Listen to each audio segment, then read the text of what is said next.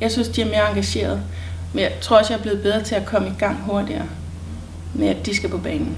Eleverne, de er som sagt mere på banen allerede fra start, og i og med, at vi har brugt den her metode gennem længere tid nu, så ved eleverne også, hvordan de skal være på banen i de forskellige dele af den her struktur.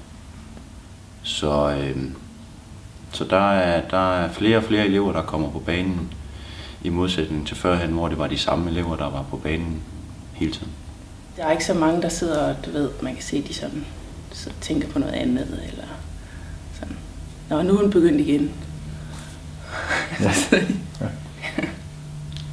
Eleverne, de stiller jo spørgsmål til det emne, som vi arbejder med. Det jeg helt konkret har gjort, det er, at jeg har stillet et emne op, og så har eleverne skulle stille spørgsmål til lige netop det her emne. Og så har vi valgt nogle spørgsmål ud. I nogle situationer så har vi valgt flere spørgsmål ud, sådan så eleverne har kunne vælge mellem de her spørgsmål. Og i andre situationer så har vi valgt et overordnet spørgsmål, som alle eleverne har skulle finde svar på.